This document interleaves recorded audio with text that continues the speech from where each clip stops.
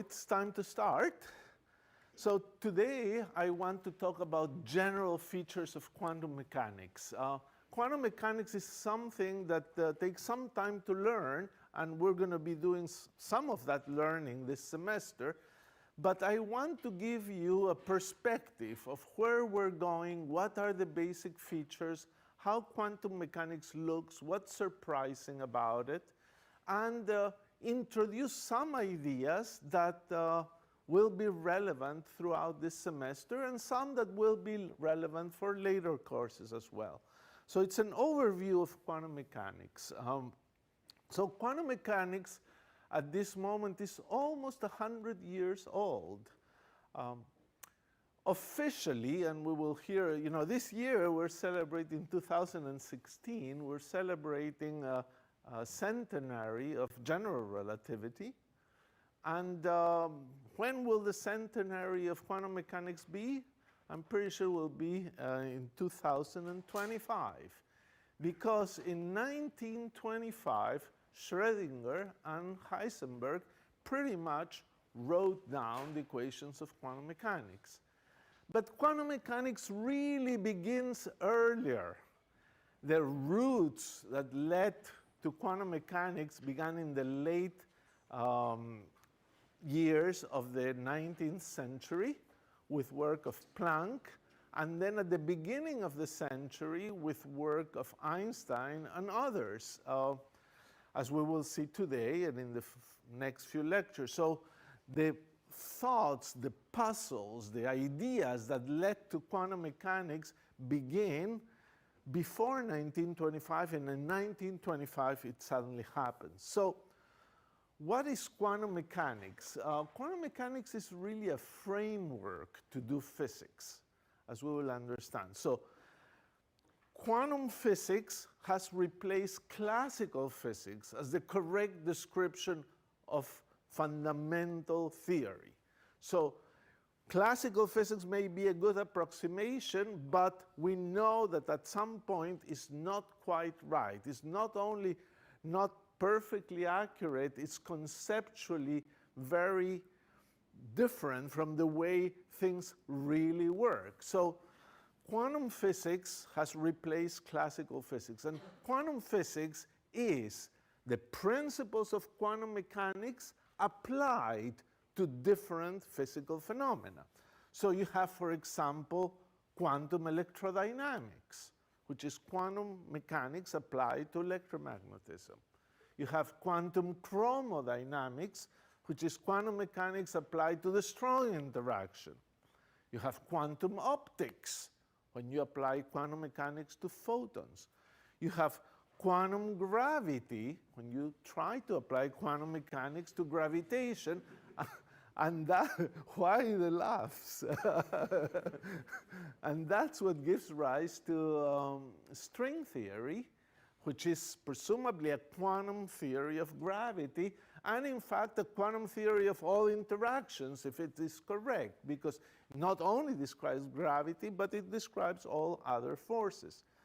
So, so quantum mechanics is the framework, and we apply it to many things. So what are we going to cover today? What are we going to review? Essentially, 5 topics. 1, the linearity of quantum mechanics. 2, the necessity of complex numbers. 3, the laws of determinism.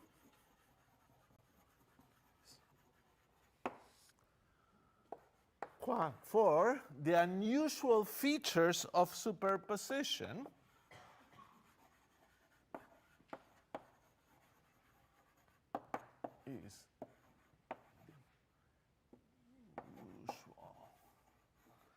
And finally, what is entanglement?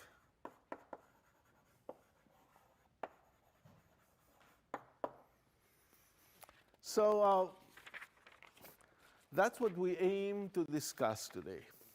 So we will begin with number 1, linearity. And that's a very fundamental aspect of quantum mechanics, something that we have to pay a lot of attention to. So whenever you have a theory, you have some dynamical variables. These are the variables you want to find their values because they are connected with observation.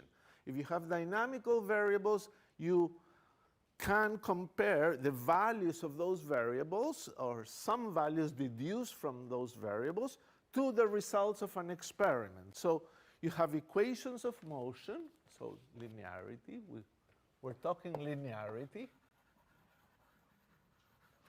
You have some equations of motion, EOM, and you have dynamical variables. If you have a theory, you have some equations that you have solved for those dynamical variables. And the most famous example of a theory that is linear is Maxwell's theory of electromagnetism. Maxwell's theory of electromagnetism is a linear theory. What does that mean? Well, first, practically, what it means is that if you have a solution, for example, a plane wave propagating in this direction, and you have another solution, a plane wave propagating towards you, then you can form a third solution, which is 2 plane waves propagating simultaneously. And you don't have to change anything. You can just put them together and you get a new solution. The 2 waves propagate without touching each other, without affecting each other, and together they form a new solution.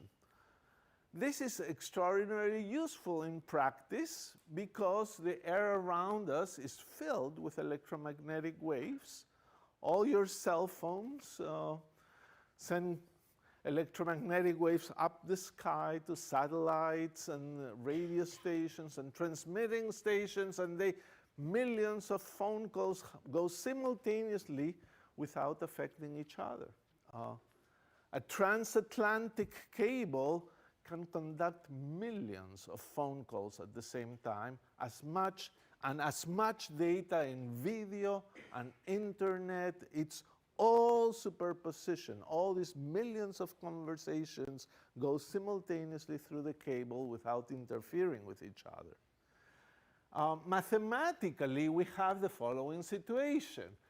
In Maxwell's theory, you have an electric field, a magnetic field, a charge density, and a current density. That's charge per unit area per unit time. That's the current density. And this set of data correspond to a solution if they satisfy Maxwell's equations, which is a set of equations for the electromagnetic fields, charge densities, and current densities. So suppose this is a solution, that you've verified that it solves Maxwell's equation. Then linearity implies that the following, you multiply this by alpha, alpha E, alpha B, alpha rho, and alpha J, and think of this as the new electric field, the new magnetic field, the new charge density, and the new current, is also a solution.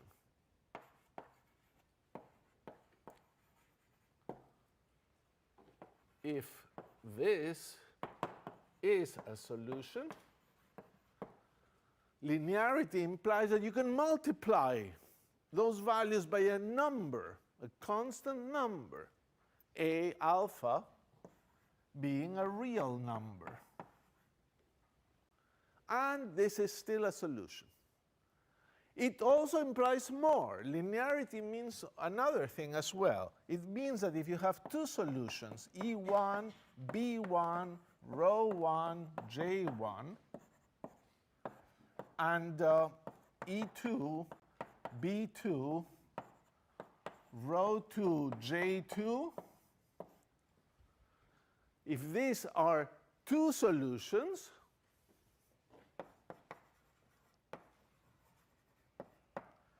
then linearity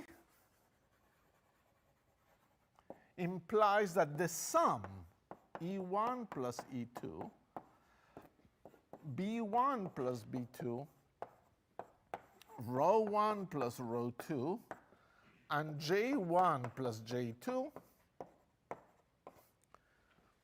is also a solution.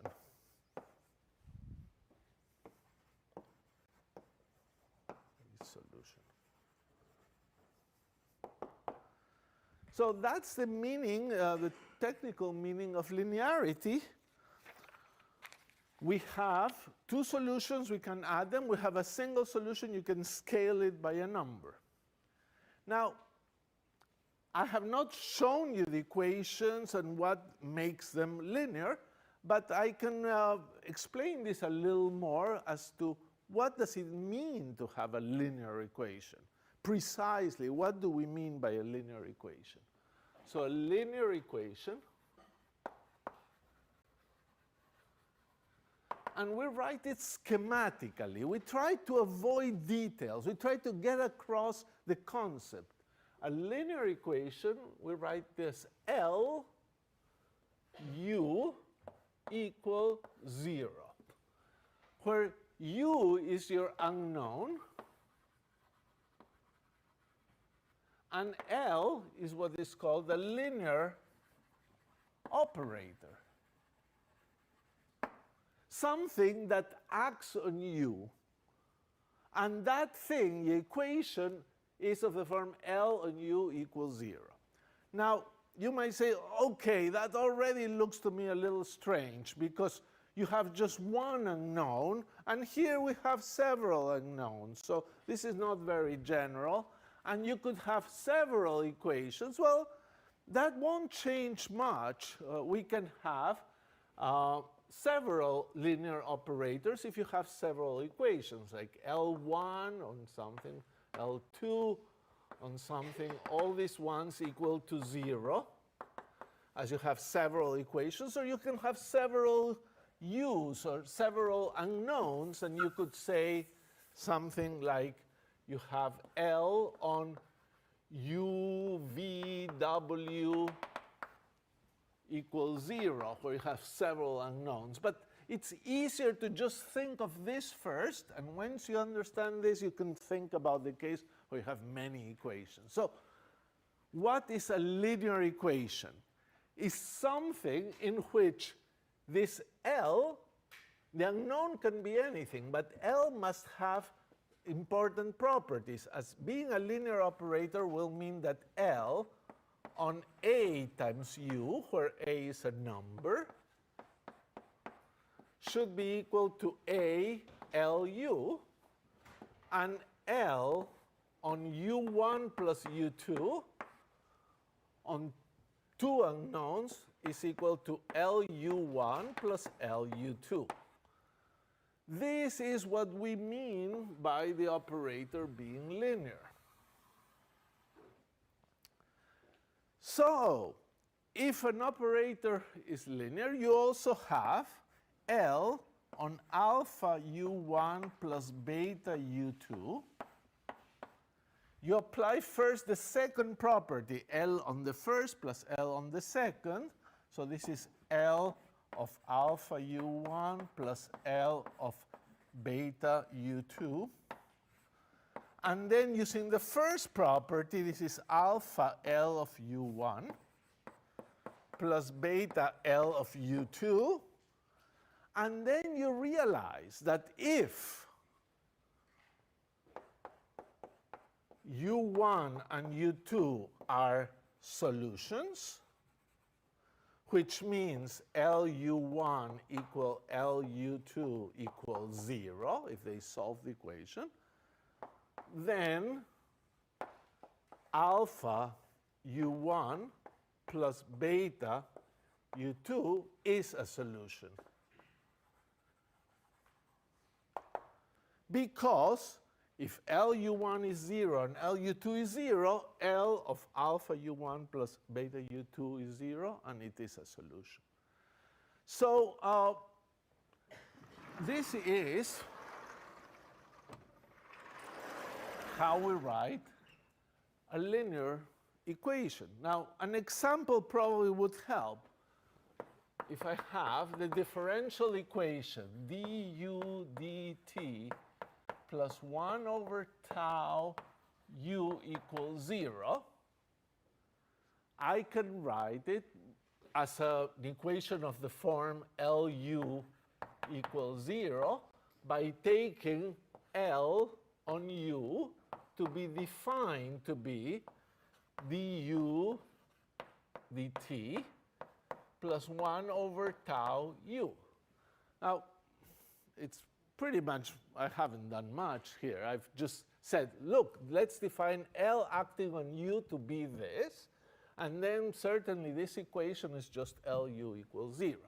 The question would be maybe if somebody would tell you, how do you write L alone? Well, L alone, probably we should write it as d dt without anything here, plus 1 over tau.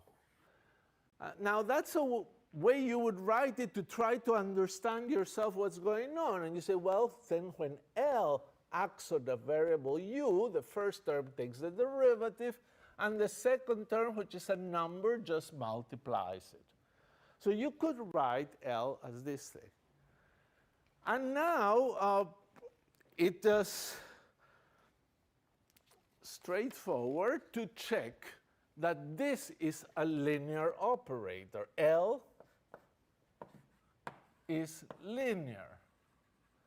And for that, you have to check the two properties there. So for example, L on AU would be d dt of AU plus 1 over tau AU, which is A times du d tau plus 1 over tau u, which is ALU.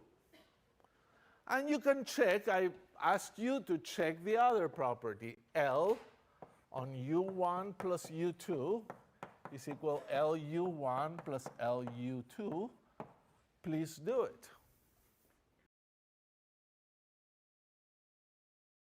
So here is something funny. You might say, okay, what is simpler, a theory that is linear or a theory that is not linear? And the answer, of course, a linear theory is much simpler. Maxwell's equations are linear. Einstein's theory of relativity is very nonlinear, very complicated. How about classical mechanics? Is classical mechanics linear or nonlinear? What do we think? Can't hear anyone. Linear, okay. You may think it's linear, but because it's supposed to be simple, but it's not. It's actually very nonlinear. Newton could solve the two-body problem, but he couldn't solve the three-body problem. Already with three bodies, you cannot superpose solutions that you get with two bodies. It's extraordinarily complicated classical mechanics.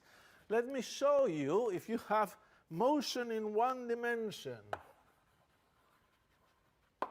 in 1D, you have the equation of motion in one dimension under a potential v of x that is time independent. A particle moving in one dimension, x, with under the influence of a potential v of x. The dynamical variable is x of t, the dynamical variable. And the equation of motion is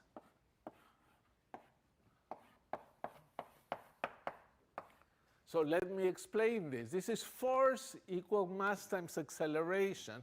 This is mass This is acceleration, the second derivative of the position. And the force is minus the derivative of the potential evaluated at the position. You know, derivatives of potentials, if you think of a potential, the derivative of the potential is here positive, and you know if you have a mass here, it tends to go to the left, so the force is on the left, so it's minus. So V prime is the derivative of V with respect to its argument. And the problem is that while this, taking derivatives, is a linear operation, if you take two derivatives of a sum of things, you take two derivatives of the first plus two derivatives of the second. But yes, this side is linear, but this side may not be linear, because a potential can be arbitrary. And the derivative, so suppose the potential is cubic in x. V of x goes like x cubed.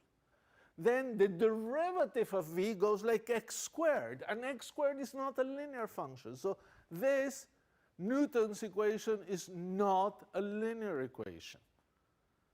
And therefore, it's complicated to solve. Very complicated to solve. So finally, we get to our case, quantum mechanics. So in quantum mechanics, what do we have? In quantum mechanics is linear. First, you need an equation. And whose equation is it? Schrödinger's equation, 1925. He writes an equation for the dynamical variable. And the dynamical variable is something called the wave function.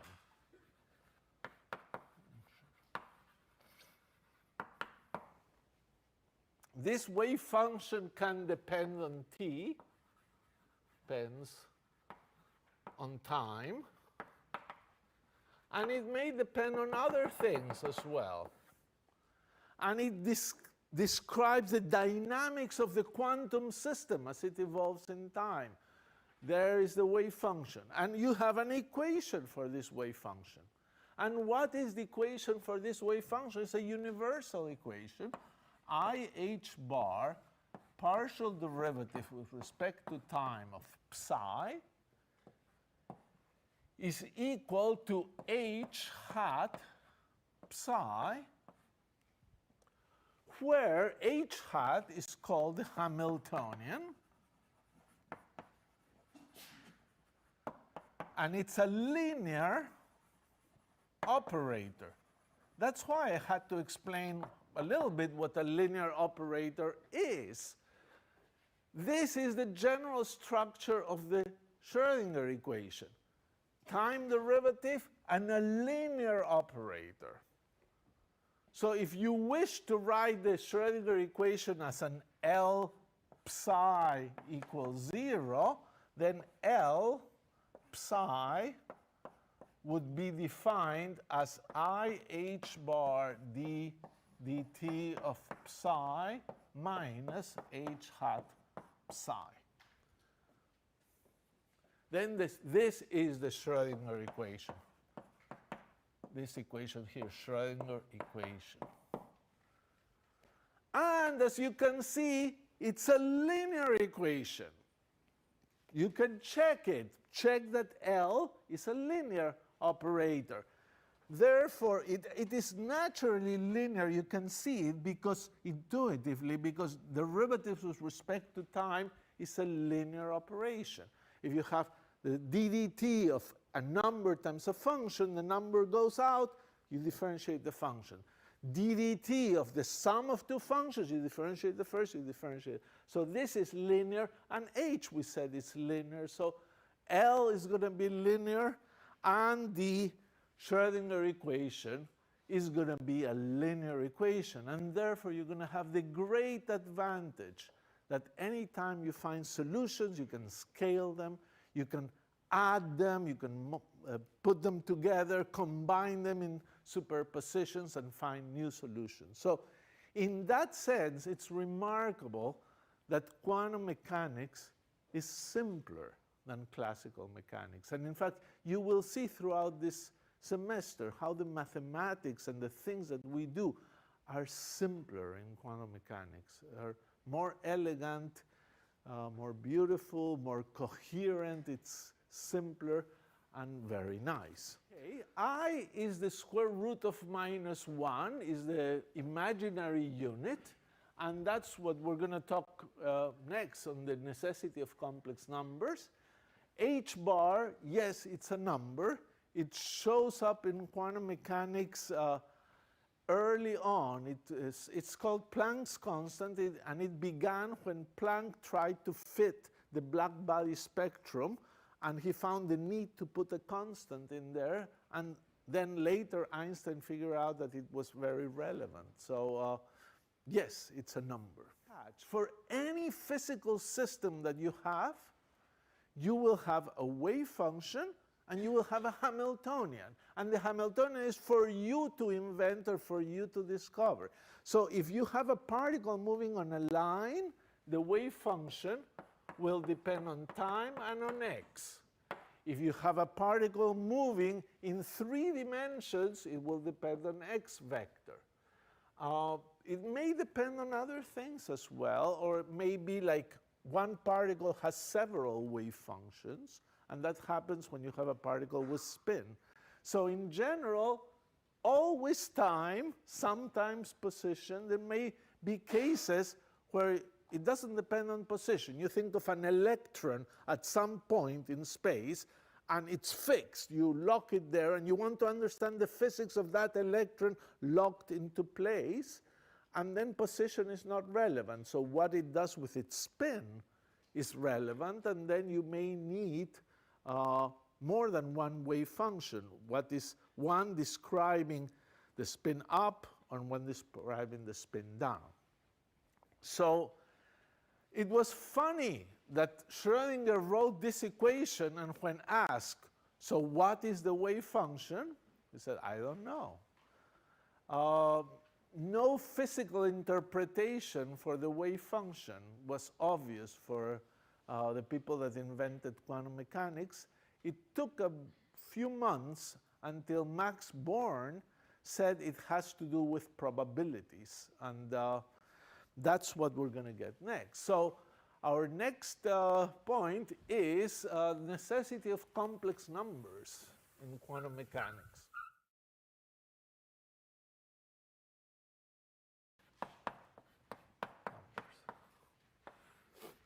So in quantum mechanics, you see this I appearing here, and it's a complex number, it's square root of -1.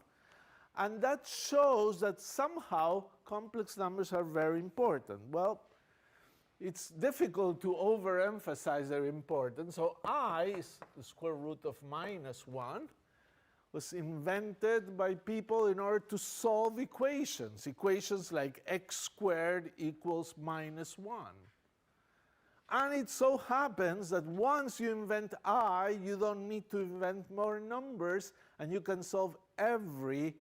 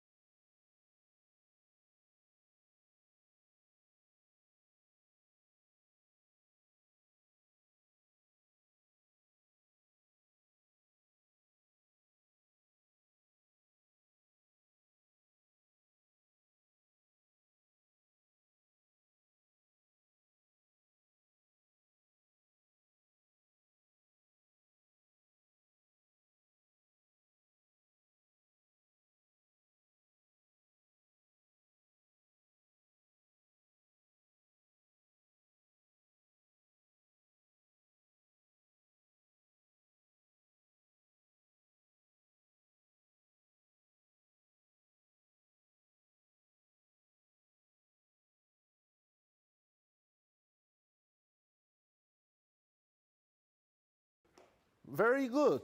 So it's time to start. So here is something funny. You might say, okay, what is...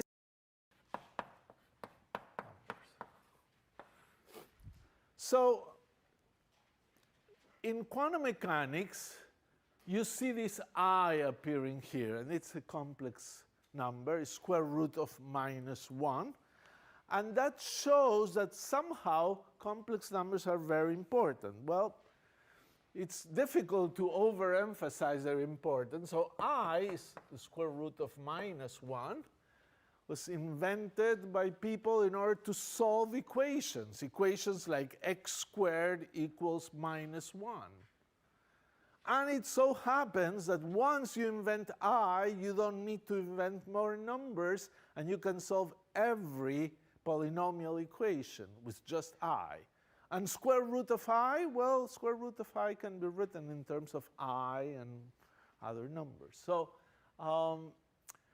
if you have a complex number, z, we sometimes write it this way, and we say it belongs to the complex numbers, and with A and B belonging to the real numbers. And we say that the real part of z is A, and the imaginary part of z is B. We also define the complex conjugate of z, which is A minus IB.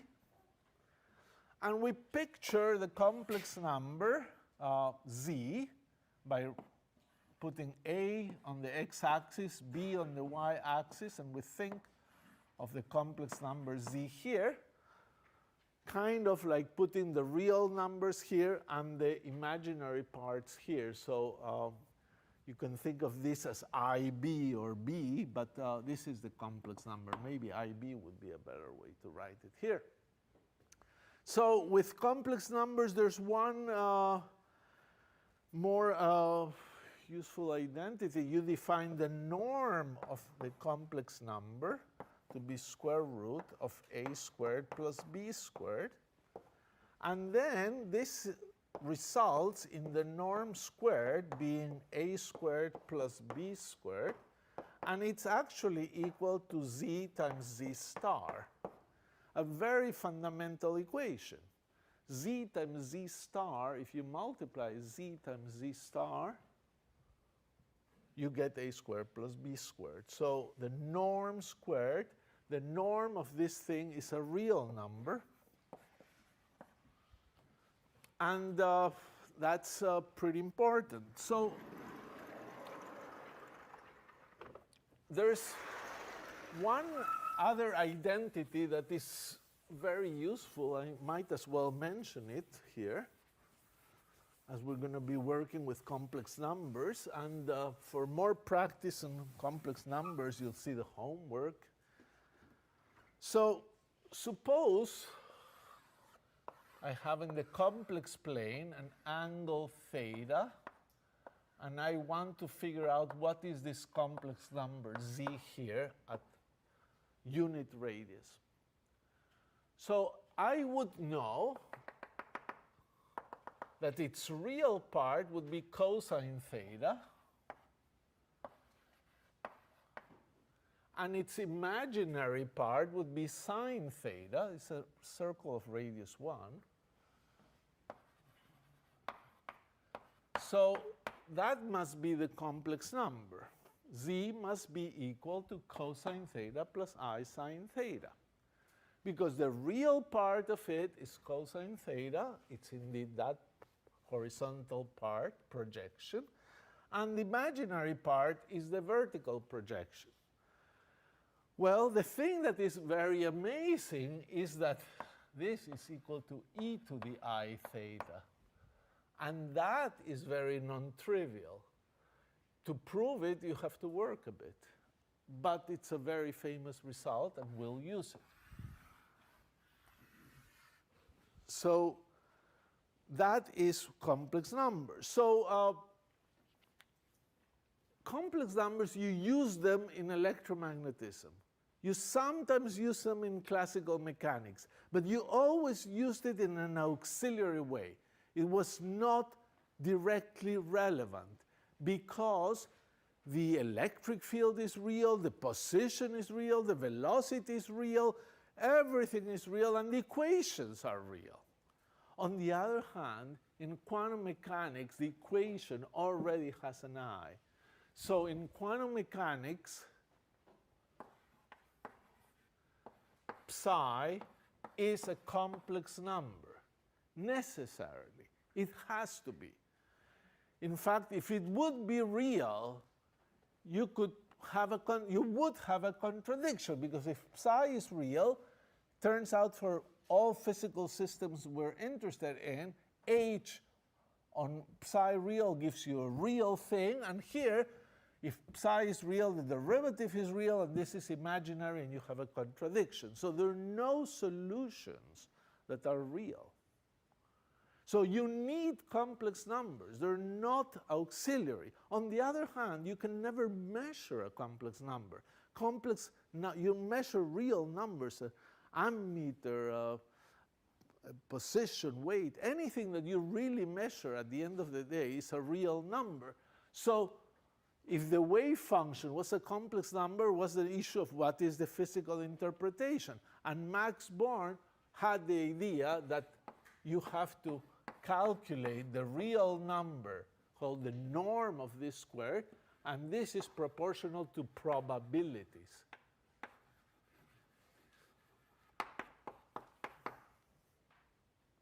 So that was a great discovery and had a lot to do with the development of quantum mechanics. Many people hated this.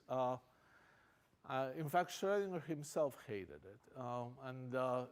His invention of the Schrödinger cat was an attempt to show how ridiculous was the idea of thinking of these things as probabilities. But he was wrong, and Einstein was wrong in that way. But when very good physicists are wrong, they are not wrong for silly reasons. They are wrong for good reasons, and we can learn a lot from their thinking. And these EPR things that we will discuss at some moment in your quantum sequence at MIT, Einstein, Podolsky, Rosen, was an attempt to show that quantum mechanics was wrong and led to amazing discoveries. It was the EPR paper itself was wrong, but it brought up ideas that turned out to be very important. Determinism.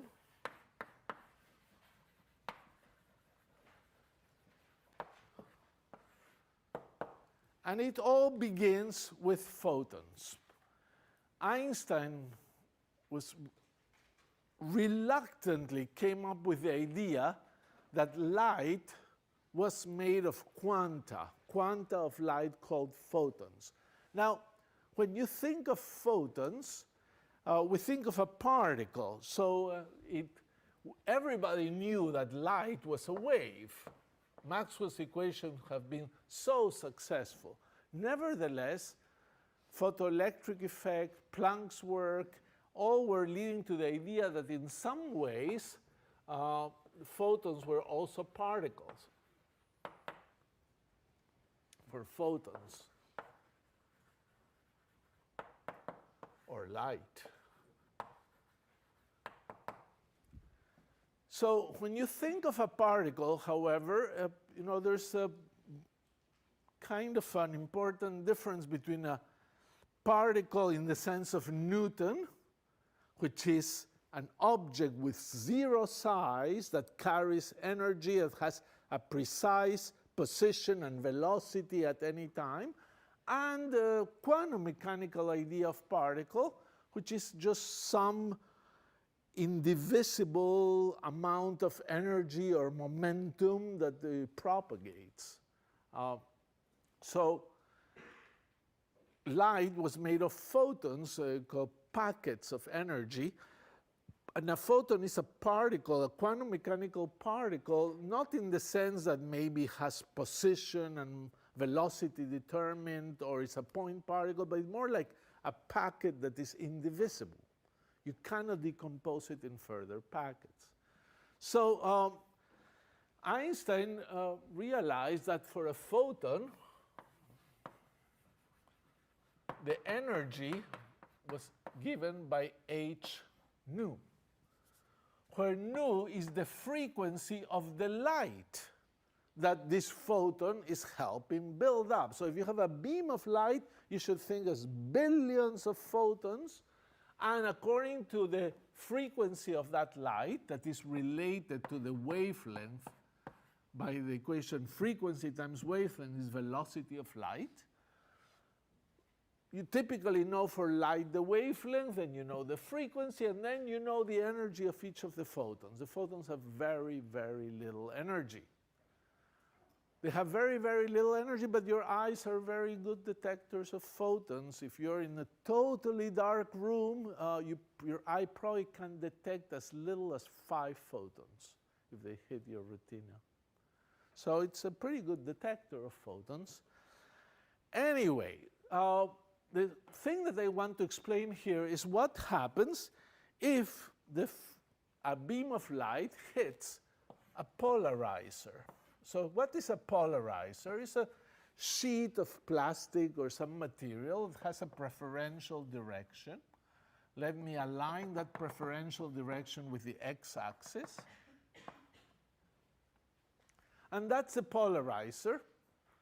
And if I send light that is linearly polarized along the x-axis, it all goes through. If I send light linearly polarized along the y-axis, nothing goes through. It all gets absorbed.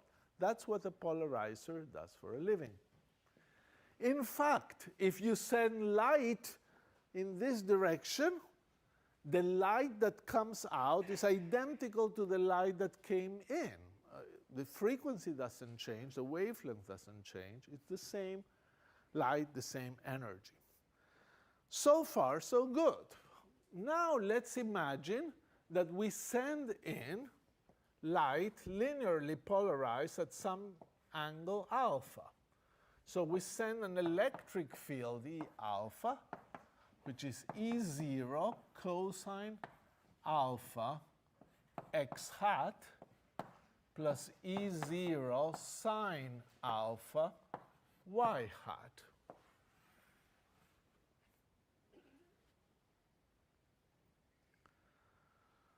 Well, you've studied electromagnetism, and you know that this thing basically will come around and say, okay, you can go through because you're aligned in the right direction, but you're orthogonal to my preferential direction. Orthogonal I absorb, so this disappears. So after the polarizer,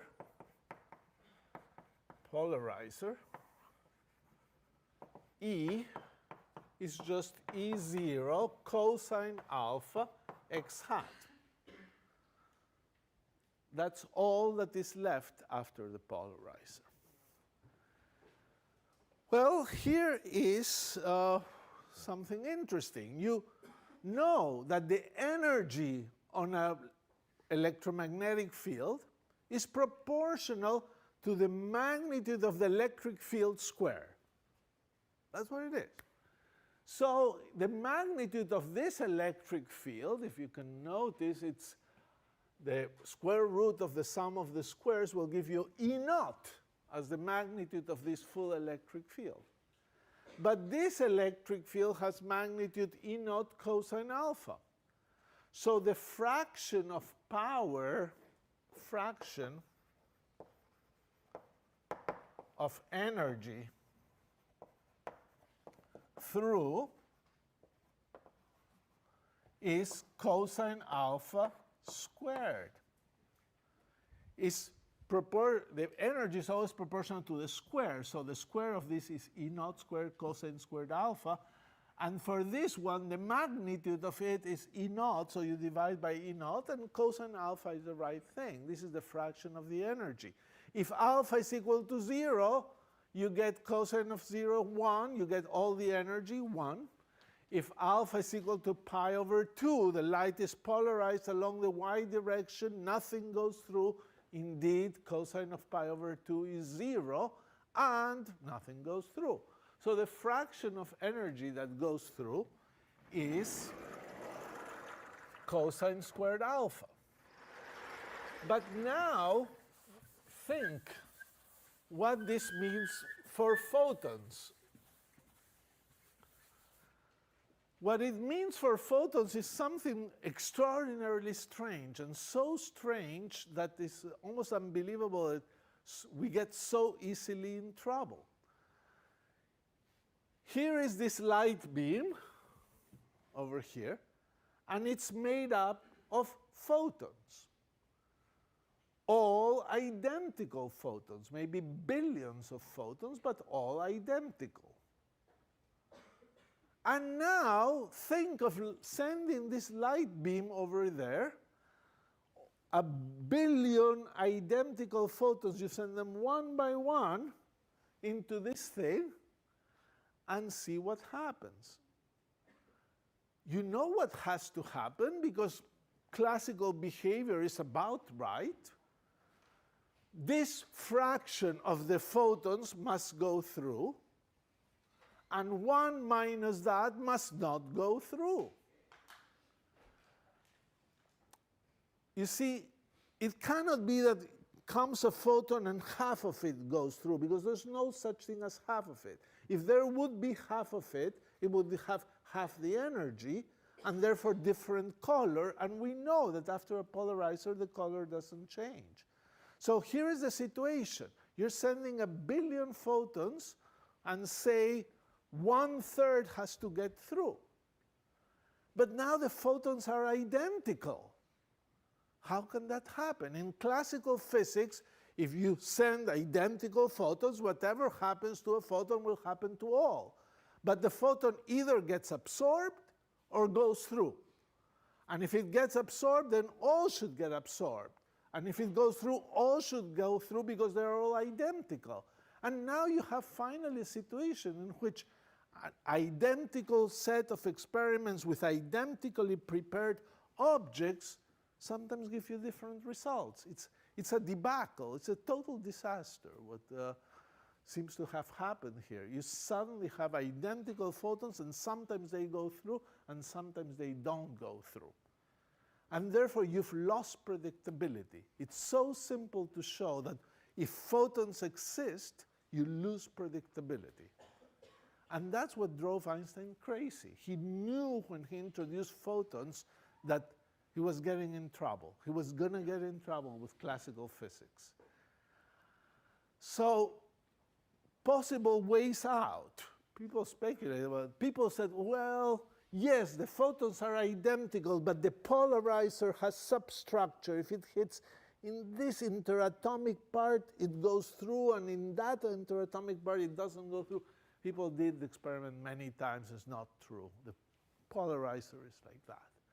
And then came a more outrageous proposition by Einstein and others, that there are hidden variables. You thought the photons are identical, but you think they are identical, but a photon has a hidden variable, a property you don't know about. If you knew that property about the photon, you would be able to tell if it goes through or it doesn't go through, but you don't know it. So that's why you're stuck with probabilities. It's because the quantum theory is not complete. There are hidden variables, and once you put the hidden variables, you'll discover the photon has more something inside it, and they are not the same, even though they look the same. And that's a hidden variable theory. And it sounds so philosophical that you would think, well, if you don't know about them, but they are there, these properties, how could you ever know they are there? And the great progress of John Bell with the Bell inequalities is that he demonstrated that that would not fix the problem. Quantum mechanics cannot be made deterministic with hidden variables. It was an unbelievable result, the result of John Bell. So that's something we will advance towards in this course, but not quite get there. 805 discusses this subject in detail. So at the end of the day, we've lost determinism. We can only predict probabilities. So photons either gets through or not, and can only predict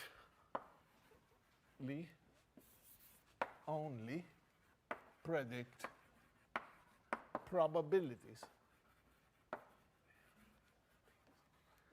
Now, we write in classical physics a beam like that, but how do we write the wave function of a photon? Well, this is quite interesting. We think of states of a particle as wave functions, and I will call them sometimes states. I will call them sometimes wave functions, and I sometimes will call them vectors. Why vectors? Because the main thing you do with vectors is adding them or multiplying them by numbers to scale them. And that's exactly what you can do with a linear equation. So that's why people think of states or wave functions as vectors. So, and Dirac invented a notation in which to describe a photon polarized in the x direction, you would simply write something like this. Photon, colon, x, and this object. You think of it as some vector or wave function, and it represents a photon in the x direction. And we're not saying yet what kind of vector this is, but it's some sort of vector. It's not just a symbol, it represents a vector, and that's a possible state. This is a photon polarized along x. And you can also have, if you wish, a photon polarized along y.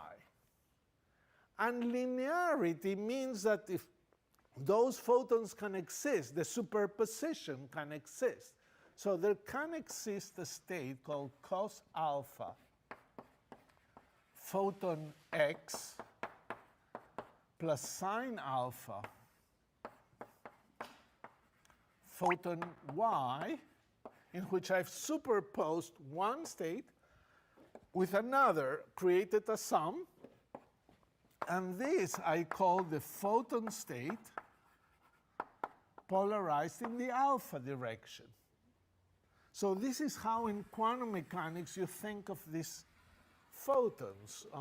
We will elaborate that. Compare with this equation. It's kind of interesting. What you lose here is this ease. There's no ease there because it's one photon.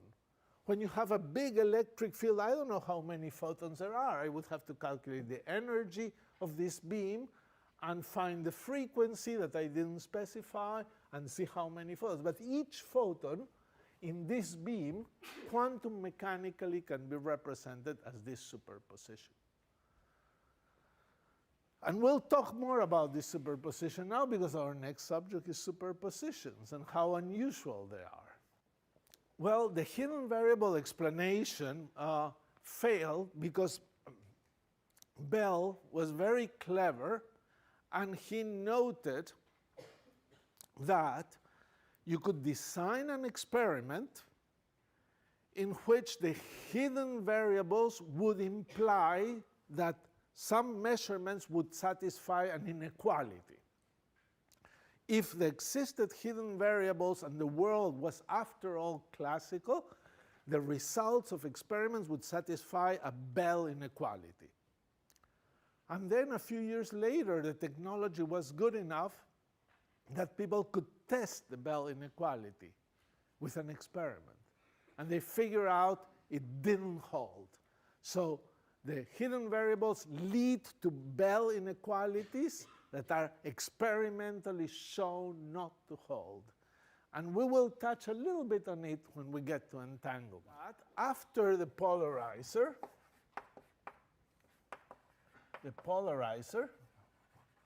the photon is in the state photon x. It's always polarized along the x direction. So it's kind of similar that this doesn't go through, this goes through, but at the end of the day, as we will explain very soon, the cosine alpha is not relevant here. When it goes through, the whole photon goes through.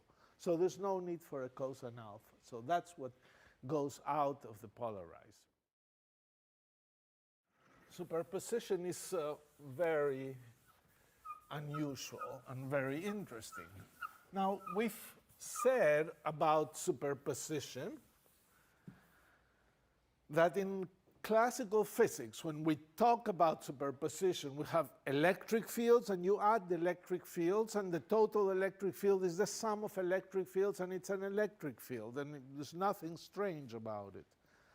The nature of superposition in quantum mechanics is very strange. So, of superposition. I will illustrate it in a couple of different ways. One way is with a device that we will get accustomed to it. It's called the Mach-Zehnder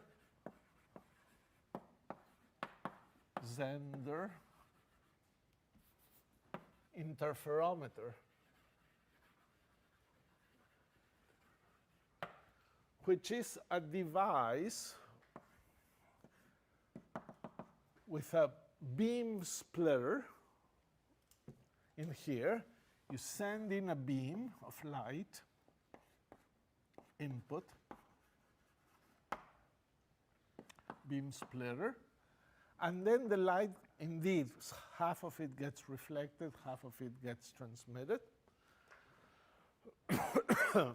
Then you put the mirror here, mirror 1, you put a mirror 2 here, and this gets recombined into another beam splitter. And then, you know, if there would be just a light going in here, there would be two things going out. There's another one coming from the bottom. There will be two. There will be interference. So you put a detector D0 here and a detector D1 here to detect the light. So that's the sketch of the Mach-Zehnder interferometer, beam splitters and mirrors. Take a beam, split the light, go down, up, and then recombine it and go into detectors. You can get, and this is was invented by these two people independently, 1890s.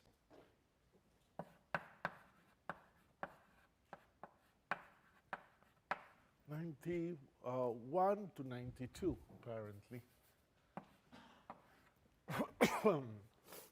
And people did this with light, beams of light, before they realized they're photons. And what happens with a beam of light, it's interesting, you know, comes a beam of light, the beam splitter sends half of the light one way, half of the light the other way. You already know with quantum mechanics that's going to be probabilistic. Some photons will go up, maybe some photons will go down, or something more strange can happen. If you have a superposition, some photons may go both up and down. So that's what can happen in quantum mechanics. We can get, if you send a beam, classical physics, it divides half and half and then combines, and there's an interference effect here. And we will design this interferometer in such a way that sometimes we can produce an interference that everything goes to D0, or everything goes to D1, or we can produce suitable interferences that we can get fractions of the power going into D1 and D2. D0 and D1. So we can do it in different ways, but we should think of this as a single photons going one at a time. You see, whatever light you put in here, experimentally, the same frequency goes out here. So what is interference? You might think intuitively that interference is one photon interfering with another one. but it can't be. If two photons would interfere in a canceling, destructive interference, you would have a bunch of energy that goes into nothing. It's impossible. If they would interfere constructively, you would add the electric fields and the amplitude would be 4 times as big because it's proportional to the square. So, but 2 photons are not going to go to 4 photons, cannot conserve energy. So first of all, when you get light interference, each photon is interfering with itself. It sounds crazy, but it's the only possibility. They cannot interfere with each other. You can send the photons one at a time. And therefore, each photon will have to be in both beams at the same time.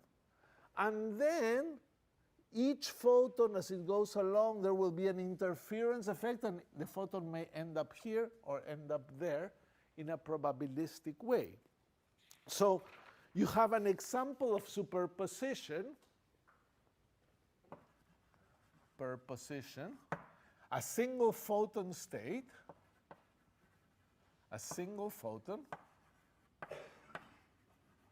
is equal to a superposition of a photon in the upper beam and a photon in the lower beam.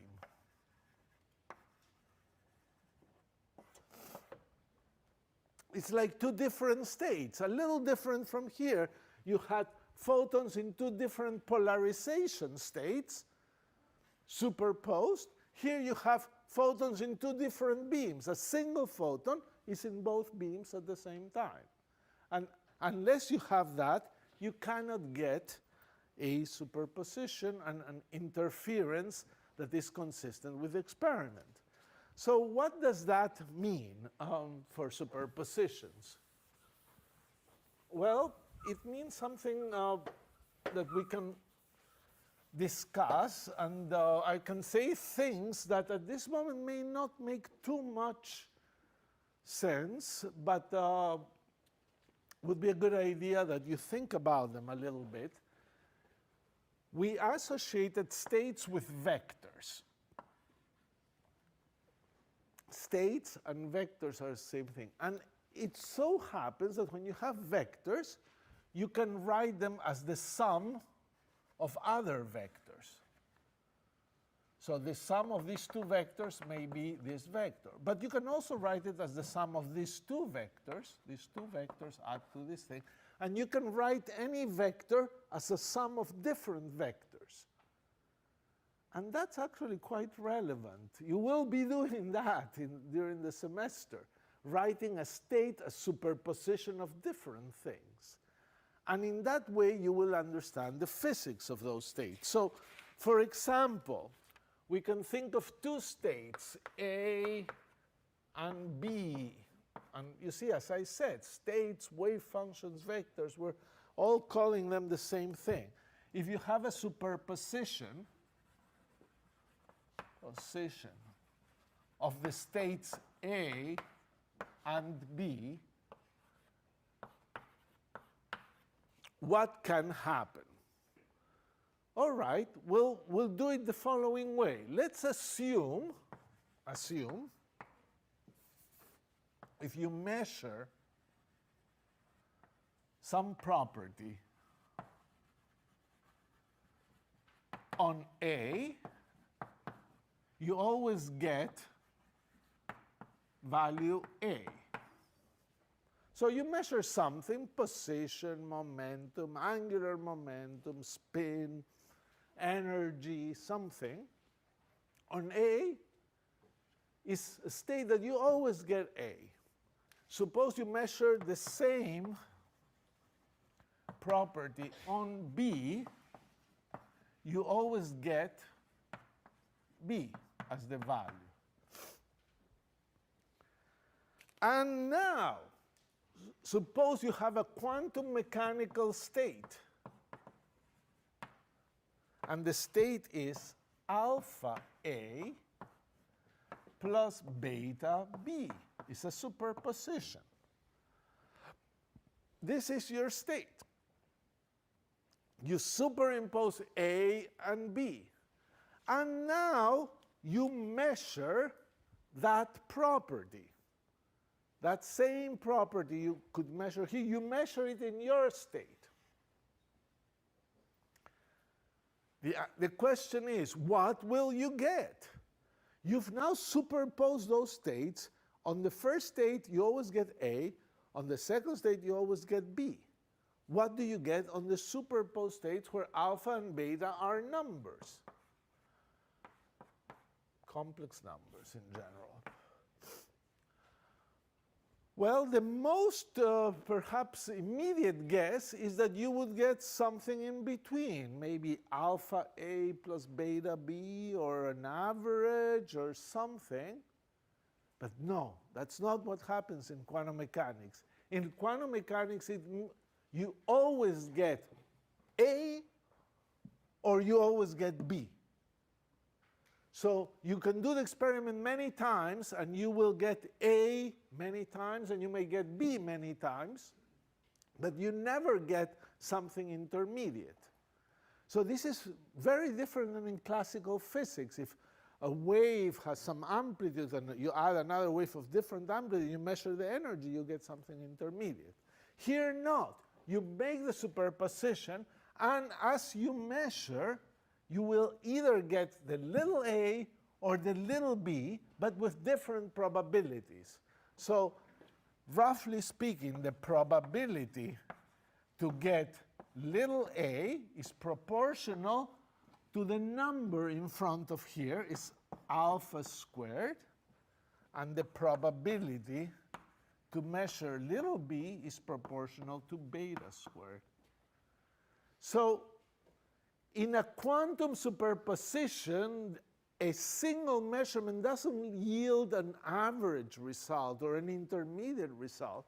It leads one or the other. And this should connect with this thing of the photon we were talking before. If you think of the photon that was at an angle alpha in this way, you could say that the polarizer is measuring the polarization of the object. And therefore, what is the possible result?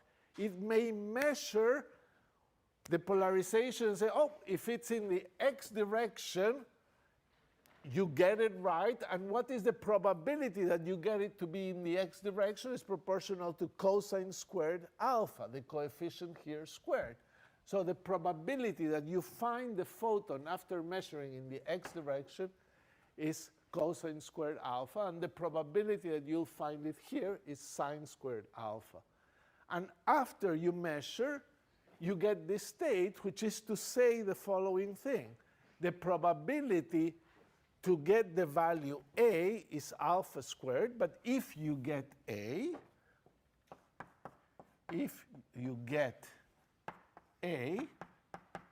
the state becomes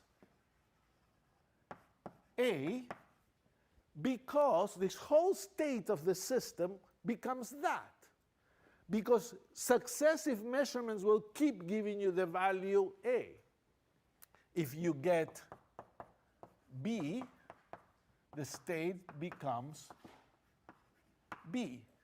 So this is what is called the postulate of measurement and the nature of superposition. This is perhaps the most sophisticated idea we've discussed today, in which in a quantum superposition, the results are not intermediate.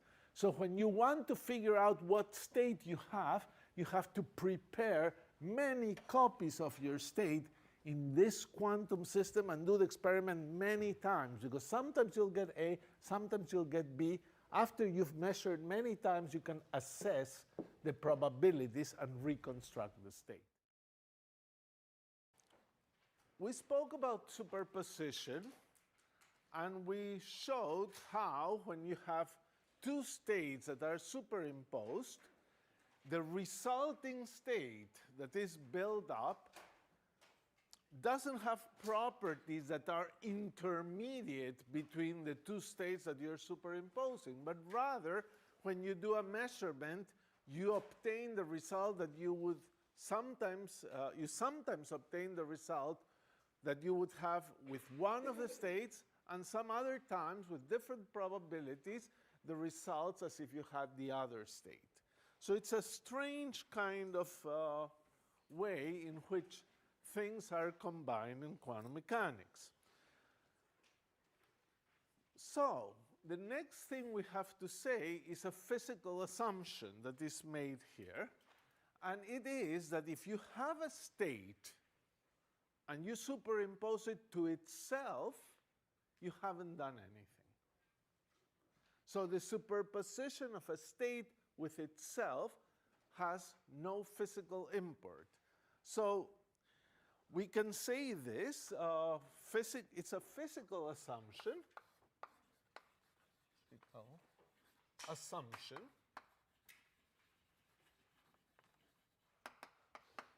Superimposing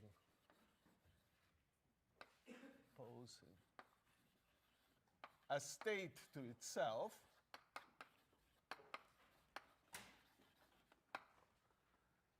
does not change the physics.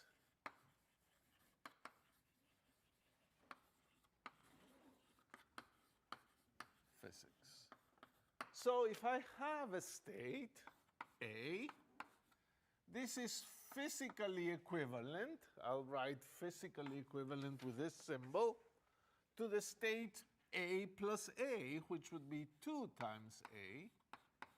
It's physically equivalent to the state minus A. It's physically equivalent to the state IA. On anything is not equivalent to 0A, because that would be the 0 state. So it's physically equivalent as long as you have a non-zero coefficient. All these states are supposed to be physically equivalent. And that will eventually mean that we sometimes choose a particular one in those collection of states that is one that is convenient to work with, and that will be called a normalized state. A state that satisfies other properties having to do with the norm squared of the state. That will come later, but it's important that the number that is multiplying the physical state of your system has no relevance. And you could say, well, why all of a sudden you tell us this? Could this be shown to be necessary, or it's a physical assumption? So can we test it? Does it make some sense? And we can make some sense of this assumption at this level. And we do it with states of light. So remember, we spoke about photons hitting a polarizer, and we could speak of two independent kinds of photons. Photons polarized along the x-axis, and a photon polarized along the y-axis. And those are two quantum mechanical states. Now, suppose I decide to superpose those states to create the most general photon state. I would have an alpha, which is a number here, a complex number, and a beta there. And I would say, okay, here is my most general photon states. And how many parameters does this state have? It has two complex parameters, alpha and beta, and therefore 4 real parameters. And then you think about polarization states, how many parameters they have. And as we'll review in a second, it's well known that photons, their polarization state can be expressed with just 2 real parameters. So some counting is not going very well here. But here comes the help. If the overall coefficient here doesn't matter, if I can change it, I can multiply everything by 1 over alpha. and therefore get that the state is just the same, physically equivalent to this state, beta over alpha, photon, y. So all the physics is contained in this state as well. And if all the physics is contained in that state, I must look how many parameters it has. It still looks like there's two numbers here, but only the ratio appears. So if you call beta over alpha the number gamma, it's just one complex parameter. And therefore, thanks to this assumption, you now get that the most general photon polarization state has just one complex parameter, or just equivalently two real parameters. And that is the correct number. Indeed, if you have a polarization, a wave that has some polarization, the most general polarization state of a wave is an elliptical polarization. You probably did study a lot about circular polarizations. Maybe you also heard about the elliptical one, in which the electric field in a circular polarization, the electric field at any point traces a circle. But if you have an elliptical polarization, the electric field traces an ellipse. And that ellipse has an angle that is one parameter, and for an ellipse, the other since the size doesn't matter, the size depends just on the magnitude of the electric field. It's not a parameter of the polarization of the wave. Since the size doesn't matter, it's the shape of the ellipse that matters, and that's characterized by the eccentricity or by the ratio A over B of the semi-major axis, so parameters. Two parameters, and they are A over B and theta. So an elliptically polarized wave, which is the most general state of polarization of a wave, has two real parameters, and now, thanks to this physical assumption, we get this right. And this is important because that's something we're going to use all the time, that the overall factor in a wave function does not matter. So if we have superpositions, I want to emphasize one more thing about superpositions. And for that, I'm going to use spins. So what is spin? Spin is a property of elementary particles that says that actually, even if they're not rotating around some other particle, they have angular momentum. They have intrinsic angular momentum, as if they would be made of a tiny little ball that is spinning. I say as if, because nobody has ever constructed a model of an elementary particle where you can really make it spin and calculate how it works. Somehow this elementary particle has angular momentum, is born. Even if it is a point particle, it has angular momentum, and it's a spin. And spin is very quantum mechanical, and we can't quite understand it without it. So what happens is that you can measure the spin of a particle. And then if you measure it, you have to decide, however, since angular momentum is a vector, what direction you should use. And suppose you use the z direction to measure the spin of a particle, you may find that the particle has either spin up or the particle has spin down, spin. And the spin is the direction of the angular momentum. And that's the funny thing that happens with most matter particles. These are spin 1/2 particles. The spin can be up or can be down along the z direction that you measure. You measure it, and you never find it's 0 or a little bit. It's just either up with the full magnitude or down with the full magnitude. That is a spin 1/2 particle. And the state where it is up, we sometimes denote it with an arrow up and colon z, because it's up along z. And this would be down, an arrow down along z.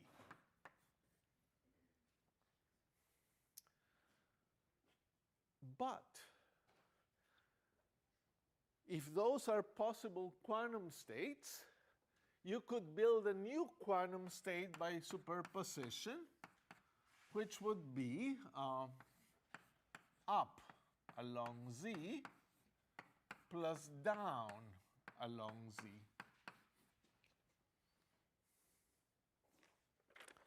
Now, if I wish to normalize it, I would put a factor in front of this. I will not talk about normalizations at this moment. They're not so important. If you are faced with this quantum state, so suppose you have an electron that is not in this state nor in this state, but is in this state, in a quantum superposition. So you go and you decide to try to measure it. Now, since you cannot predict what an electron is going to be doing, we cannot predict things in quantum mechanics with certainty, we, since we're going to do this experiment, avail ourselves of 1,000 copies of this electron. All of them in this peculiar quantum state. So you have the 1,000 copies, and you start measuring, and you decide to measure the spin in the z direction. And now what do you get? Well, we mentioned last time that you don't get an average, or since this is up and this is down, you get 0. You measure the first particle, and whoop, you find it up. Measure the second, up. The third, up. The fourth, down. Fifth, down. And then you get a series of measurements, and at the end of the 1,000 particles, you find about 495 up and 505 down. About half and half. And if you did with 10,000 particles, maybe it would be closer. Eventually, you find 50% in this state and find 50% in this state.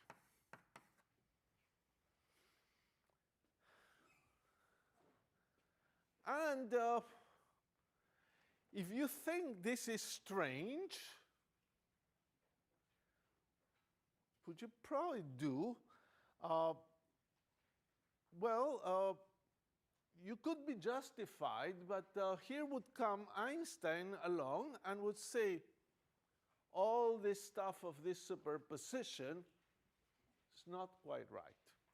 You know, you had these 1,000 particles, but actually those 1,000 particles, half of them were with the spin up, and half of them were with the spin down. So here you have your 1,000 particles, your quantum state this, but Einstein says, no, look, let's make an ensemble of 1,000 particles, 500 up, 500 down, and do the same experiment, and the result is going to be the same. So how do you know you really have this, as opposed to somebody has given you 1,000 particles, 500 up, 500 down? How can you tell? And in fact, he would say even more. Whenever Einstein used the word realism to say, if I measure a spin and I find it up, is because before I measured it, the spin was up. It's almost like learning something about an object. If I look at this page and I find it color red, is because before I looked at it, it was red. But then, in quantum mechanics, that doesn't seem to be the case. The state is this mix. And it was this mix before you measure. And after you measure, it's this. So there's no such thing as you learn by doing one measurement what the state of the particle was. So we will not resolve Einstein's paradox completely here because we would have to learn more about spins, which you will do soon enough. But here is the catch that actually happens, is that if instead of having an ensemble of quantum states, you would have an ensemble of those states that half of them are up and half of them are down, you could now decide to measure the spin of the particle along the x direction. You take these particles and you measure along x. And what you will calculate with quantum mechanics later in this course is that if you measure along x, in these states, you will find all of them to be pointing along plus, up along x. All of them.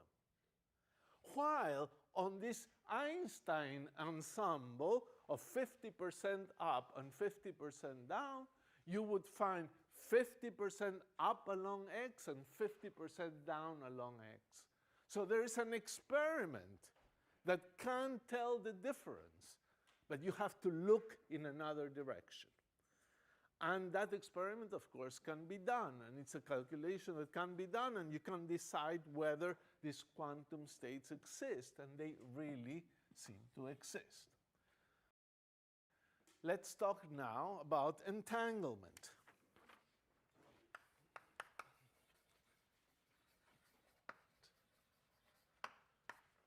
So we talk about entanglement when we have two non-interacting particles. You don't need a strong interaction between particles to produce entanglement. The particles can be totally non-interacting. Suppose particle 1 can be in any of these states, U1, U2. Let's assume just U1 and U2. And particle 2 can be in states V1 and V2.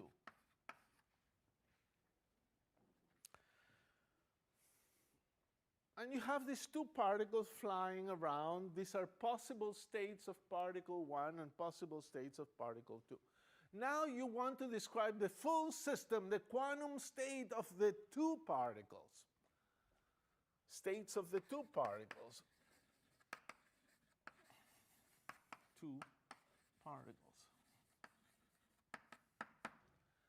Well, it seems reasonable that to describe a state of the two particles, they're not interacting. I should tell you what particle 1 is doing and what particle 2 is doing. Okay, so particle 1 could be doing this, could be U1. And particle 2 could be doing V1. And in a sense, by telling you that, we've said what everything is doing. Particle 1 is doing U1, particle 2 is doing U2. And mathematically, we like to make this look like a state, and we want to write it in a coherent way. And we sort of multiply these two things. But we must say sort of multiply, because a strange multiplication, this, you know, we think of them as vectors or states. So how do you multiply states? So you put something called a tensor product, a little multiplication like this. So you could say, don't worry, it's kind of like a product. And it's the way we do it. We don't move things across. We list the first state here, the second state here, and that's a possible state. Now, I could have a different state. because particle 1, in fact, could be doing something a little different.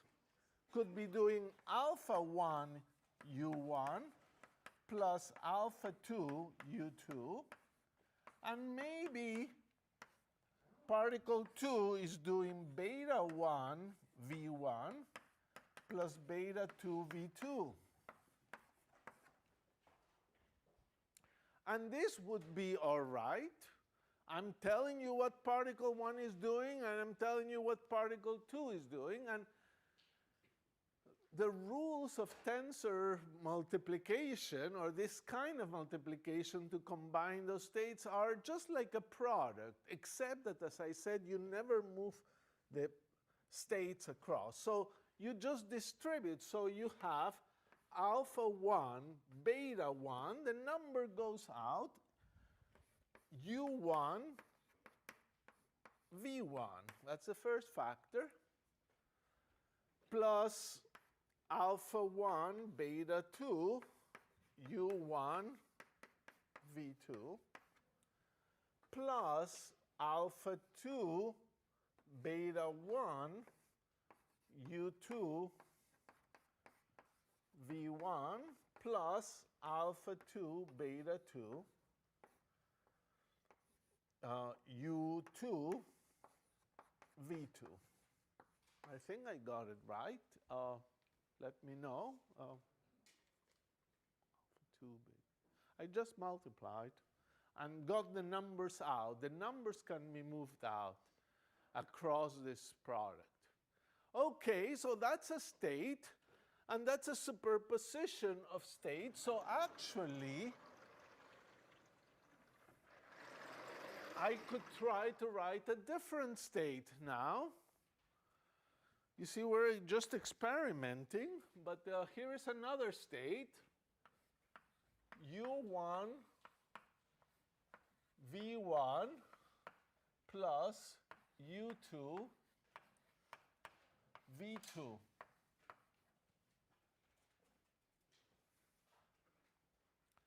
Now, this is a state that actually seems different. Why different? Because I don't seem to be able to say that what particle 1 is doing and what particle 2 is doing separately. You see, I can say when particle 1 is doing u1, particle 2 is doing v1. And when particle 1 is doing u2, this is v2. But can I write this as some state of the first particle times some state of the second particle? Well, let's see. Maybe I can, and can write it in this form. This is the most general state that you can say. Particle 1 is doing this, and particle 2 is doing that. So can I do that? Well, I can compare these two terms with those, and I conclude that alpha 1, beta 1 must be 1.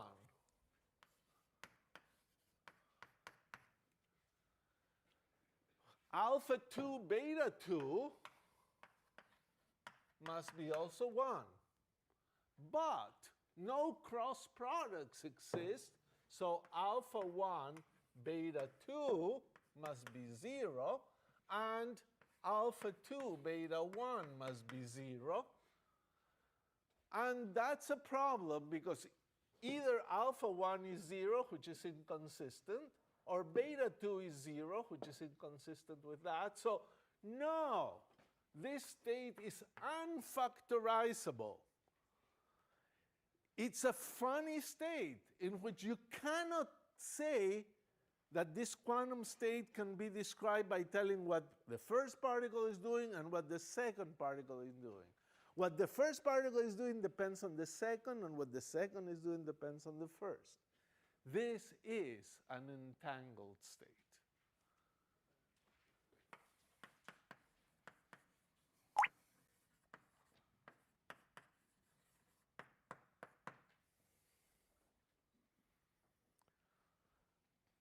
And then we can build entangled states, and are very strange states.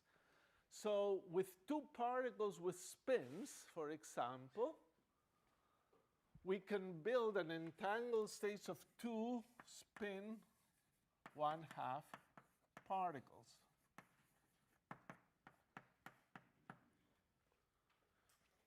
And this state could look like this. The first particle is up along z, and the second particle is down along z, plus a particle that is down along z for the first particle,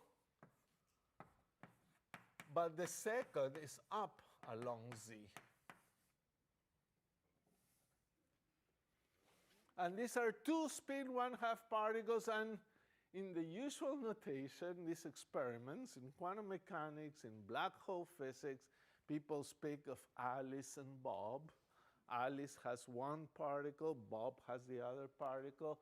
Maybe Alice is in the moon and has her electron, and Bob is on Earth and has his electron, and the two electrons, one in the Earth and in the moon, are in this state. So then we say that Alice and Bob share an entangled pair. And all kinds of strange things happen. People can do those things in the lab, not quite one in the Earth and one in the moon, but one photon at one place and another photon entangled with it at 100 kilometers away. That's pretty doable. And they are in this funny state in which their properties are correlated in surprising ways. So what happens here? Suppose Alice goes, or let's say Bob, goes along and measures his spin, and he finds his spin down. So you look here, here is down for Bob. So at this moment, the whole state collapses into this, because up with Bob didn't get realized. So once Bob measures and he finds down, the whole state goes into this. So if Alice on the moon or in another galaxy at that instant looks at her spin, she will find it up before light has had time to get there. Instantaneously, it will go into this state. People were sure somehow this violates special relativity. It doesn't. You somehow, when you think about this carefully, can't quite send information, but the collapse is instantaneous in quantum mechanics. Somehow Bob and Alice cannot communicate information by sharing this entangled pair. But it's an interesting thing why it cannot happen. Einstein again objected to this, and he said, this is a fake thing. You guys are going to share, and now, of course, they have to share many entangled pairs to do experiments, so maybe 1,000 entangled pairs. And Einstein would say, no, that's not what's happening. What's happening is that some of your entangled pairs are this. That is, Alice, Bob is down, Alice is up. Some of them are this. And there's no such thing as this entanglement. And indeed, if you measure and you find down, she will find up. And if you measure and you find up, she will find down. And there's nothing too mysterious here. But then came John Bell in 1964 and discovered these Bell inequalities that demonstrated that if Alice and Bob can measure in 3 different directions, they will find correlations that are impossible to explain with classical physics. It took a lot of originality for Bell to discover this, that you have to measure in 3 directions. And therefore, the kind of correlations that appear in entangled states are very subtle and pretty difficult to disentangle. So So that's why entanglement is a very peculiar subject. People think about it a lot because it's very mysterious. It somehow violates classical notions, but in a very subtle way.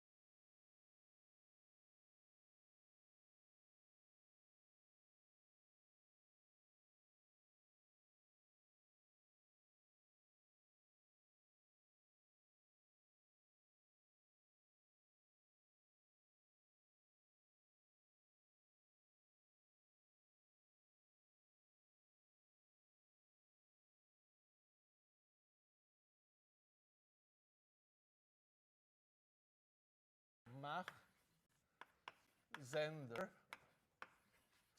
interferometers.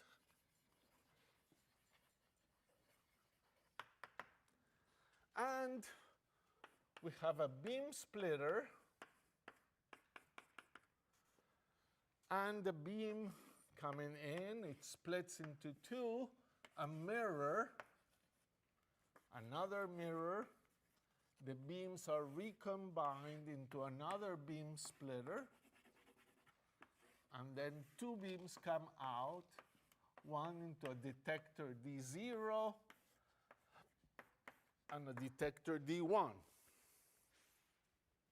We could put here any kind of devices in between. We could put a little piece of glass, which is a phase shifter. We'll discuss it later. But our story is a story of a photon coming in and somehow living through the interferometer. And we want to describe this photon in quantum mechanics, and we know that the way to describe it is through a wave function. But this photon can live in either of two beams. If a photon was in one beam, I could have a number that tells me the probability to be in that beam. But now it can be in either of two beams. Therefore, I will use two numbers, and it seems reasonable to put them in a column vector. Two complex numbers that give me the probability amplitudes for this photon to be. So here, what is the probability that finds here? Well, it may depend on time. I mean, the photon is not gone, but when it grows here, it can have two numbers. What is the probability here? Here.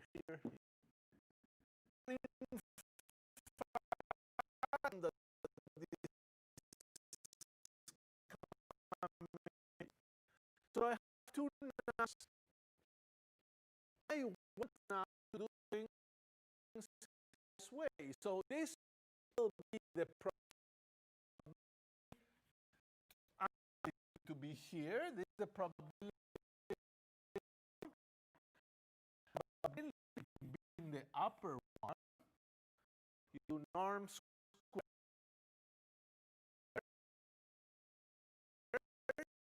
To the bottom one, you do norm square, and you get 1.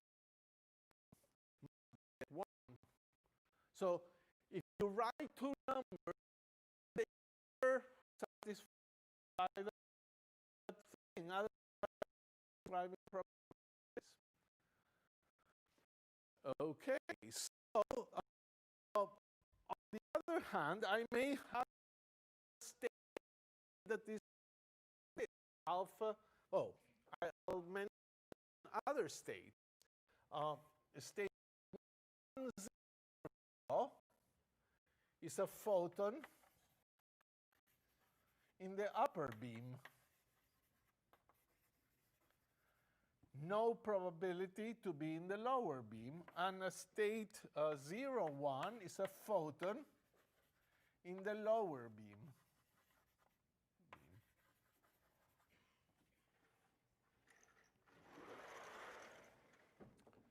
So these are states, and indeed, think of superposition, and we have that the state alpha beta, you know how to manipulate vectors, can be written as alpha 1, 0, because the number goes in and becomes alpha 0, plus beta 0, 1. So the state alpha beta is a superposition with coefficient alpha of the state in the upper beam plus a superposition with coefficient beta of the state in the lower beam. We also had this little device, which is called the beam shifter of phase delta.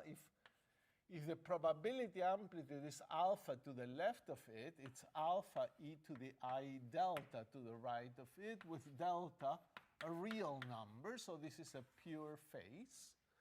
And notice that alpha is equal to e to the I delta. The norm of a complex number doesn't change when you multiply it by a phase. The norm of a complex number times a phase is the norm of the complex number times the norm of the phase, and the norm of any phase is 1. So actually, this doesn't absorb the photon, doesn't generate more photons, preserves the probability of having a photon there, but it changes the phase. So how does the beam splitter work, however? This is the first thing we have to model here. So here is the beam splitter. And you could have a beam coming, 1, 0 beam hitting it, so nothing coming from below, and something coming from above, and then it would reflect some and transmit some.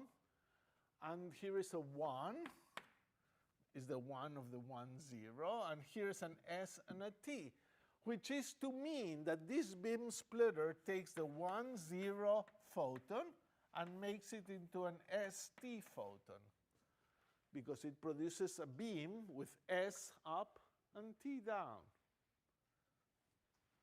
On the other hand, that same beam splitter, now we don't know what those numbers S and T are.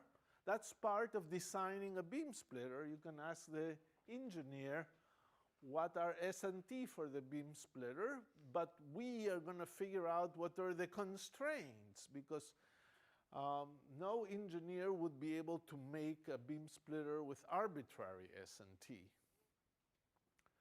In particular, you already see that if a photon comes in, probability conservation, there must still be a photon. You need that S squared plus T squared is equal to 1, because that's a photon state. Now, you may also have a photon coming from below and giving you a UV, so this would be a 0, 1 photon, giving you a UV. And therefore, we would say that 0, 1 gives you UV, and you would have U plus V, norm squared, is equal to 1. So we need apparently 4 numbers to characterize the beam splitter. And let's see how we can do that. Well, why do we need really 4 numbers? Because of linearity. So let's explore that a little more clearly. And suppose that I ask you, okay, so what happens into an alpha beta state,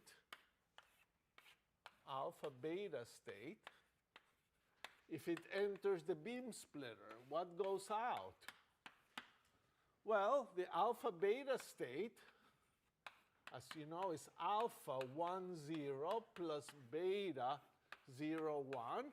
And now we can use our rules. Well, this state, the beam splitter, is a linear device, so it will give you alpha times what it makes out of the 1, 0. But out of the 1, 0 gives you ST. And the beta times 0, 1 will give you beta UV. So this is alpha S plus beta U times alpha T plus beta V. And I can write this actually as alpha beta times the matrix SU TV. And you get a very nice thing, that the effect of the beam splitter on any photon state alpha beta is to multiply it by this matrix SUTV. So this is the beam splitter. The beam splitter acts on any photon state, and out comes the matrix times the photon state. This is matrix action, something that is going to be pretty important for us. So, how do we get those numbers? After all, the beam splitter is now determined by these 4 numbers, and we don't have enough information. So the manufacturer can tell you that maybe you bought a balanced beam splitter, which means that if you have a beam, half of the intensity goes through, half of the intensity gets reflected. That's a balanced beam splitter. That simplifies things because the intensity here, the probability to get this particle must be the same as that. So each norm squared must be equal to 1/2 if you have a balanced beam splitter. And you have S squared equal T squared equal U squared equal V squared equal 1/2. But that's still far from enough to determine S, T, U, and V. So rather than determining them at this moment, might as well do a guess. So can it be that the beam splitter matrix, could it be that the beam splitter matrix is 1 over square root of 2, 1 over square root of 2, 1 over square root of 2, and 1 over square root of 2? That certainly satisfies all of the properties we've written before. Now, why could it be wrong? Because there could be pluses or minuses, or there could be i's, or anything there. But maybe this is right. Well, if it is right, the condition that it be right is that if you take a photon state, 1 photon, after the beam splitter you still have 1 photon. So conservation of probability. So if you act on a normalized photon state that satisfies this alpha squared plus beta squared equal 1, it should still give you a normalized photon state. And it should do it for any state. And presumably, if you get any numbers that satisfy that, some engineer will be able to build that beam splitter for you because it doesn't contradict any physical principle. So let's try acting on this on this state, 1 over square root of 2, 1 over square root of 2. Let's see. This is normalized. 1/2 plus 1/2 is 1.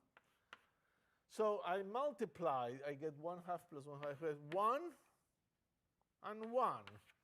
Sorry, this is not normalized. 1 squared plus 1 squared is 2, not 1. So this can't be a beam splitter. No way. So we try minus 1 over square root of 2. Actually, if you try this for a few examples, it will work. So how about if we try it in general? So if I try it in general, acting on alpha beta, I would get 1 over square root of 2, alpha plus beta, and alpha minus beta. Then I would check the normalization. So I must do norm of this 1 squared, so it's 1/2 alpha plus beta squared plus 1/2 alpha minus beta norm squared. Well, what is this? Let me go a little slow for a second. Star plus beta star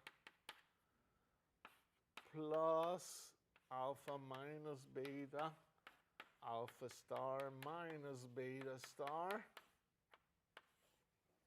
Well, the cross terms vanish. And the alpha, alpha star, beta, beta star, beta, beta star add. So you do get alpha squared plus beta squared.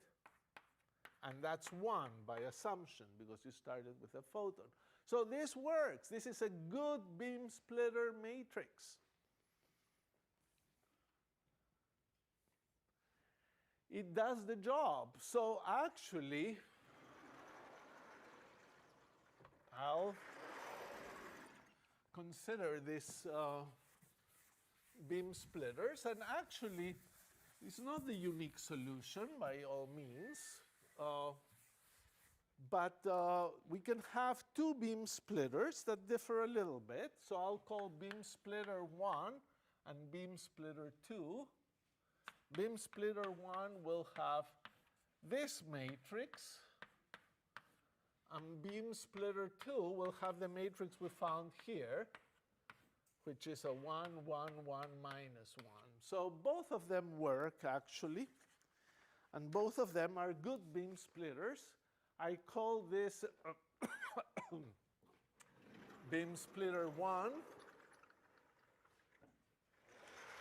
and this beam splitter 2, and we'll keep that. And so we're ready now to think about our experiments with the beam splitters.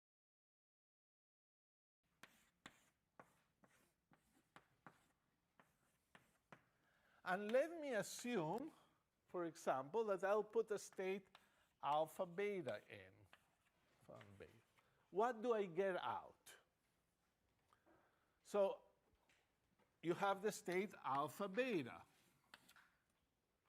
What do you get out? Well, state comes in and is acted by beam splitter 1. So you must put the beam splitter 1 matrix. And then it comes the mirrors. And let's assume mirrors do nothing. In fact, mirrors, the 2 mirrors would multiply by minus 1, which will have no effect. So let's ignore mirrors. And then you get to beam splitter 2, and you must multiply by the matrix of beam splitter 2, and that's the output. And that output is a 2-component vector that gives you the amplitude up and the amplitude down.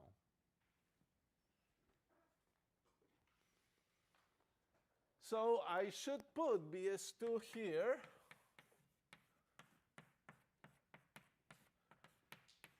BS1 over here, alpha beta. The numbers move away, 1 over square root of 2 and 1 over square root of 2. Commute in matrix multiplication. And then you multiply these 2 matrices. You get 0, 2, minus 2, and 0, alpha beta. And you put the 2 in, so you get beta minus alpha. So here is the rule. If you have alpha and beta, you get here beta and minus alpha here, or a beta minus alpha photon at the end.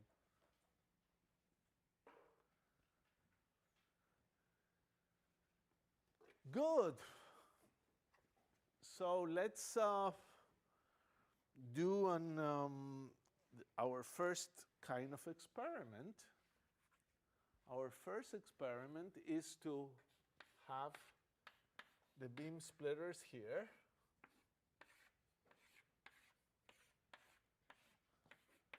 D0, detector D0, and detector D1 over there. And let's send in a photon over here only. 1, or input 0, 1.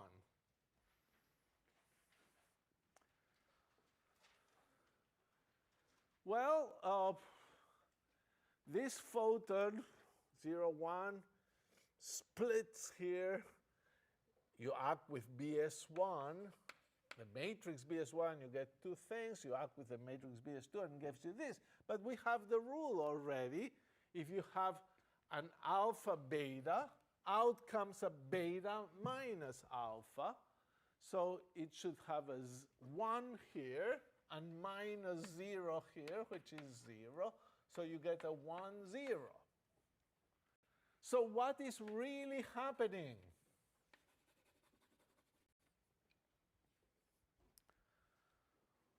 What's really happening is that your photon that came in divided in two, recombined, and actually there was a very interesting interference here. From the top beam came some amplitude and gave some reflected and some transmitted. From the bottom beam, there was some transmission and some reflection. The transmission from the top and reflection from the bottom interfered to give 0. And these two, the reflection from the top and transmission from the bottom, were coherent and added up to 1. And every single photon ends up in D0. If you would put a beam, well, Mach and Zehnder were working in the late 1800s, 1890s, and they would shine light. They had no ability to manipulate photons, but they could put those beam splitters, and they could get this interference effect where everything goes to D0. So far, so good. Now let me do a slightly different experiment. I will now put the same thing, a BS1 and a beam going in, mirror, mirror, BS2 here.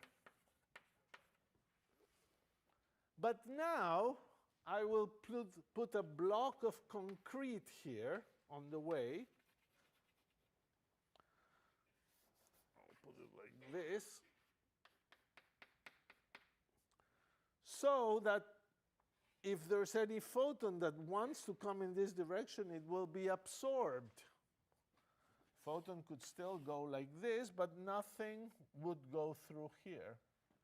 And here, of course, there might be D0 and D1. And here are the mirrors, M and M. Now the bottom mirror is of no use anymore because there's a big block of concrete that will stop any photon from getting there. And we are asked again, what happens? What do the detectors see? And this time we still have a 0, 1. Now, I would be tempted to use this formula, but this formula was derived under the wrong assumptions, that there was no block here. So I cannot use that formula, and certainly things are going to be different. So I have to calculate things, and we're doing a quantum mechanical calculation. So, well, up to here, before it reaches here, I can do my usual calculation. It's certainly we have BS1 acting on the state 0, 1. And this is 1 over square root of 2, I think, minus 1, 1, 1, 1. Yep, that's BS1. Acting on 0, 1. And that gives me 1 over square root of 2, 1 over square root of 2. So yes, here I have 1 over square root of 2 amplitude. And here I also have 1 over square root of 2 amplitude.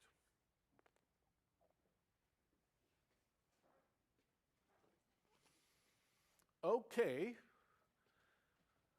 Now that's the end of this amplitude. It doesn't follow. But on the other hand, in this branch, the mirror doesn't change the amplitude, doesn't absorb. So you still have 1 over square root of 2 here. And now you're reaching BS2. Now what is the input for BS2? The input is a 1 over square root 2 in the top beam and nothing in the lower beam because nothing is reaching BS2 from below. This is blocked. So yes, there was sometimes when something reached from below, but nothing here.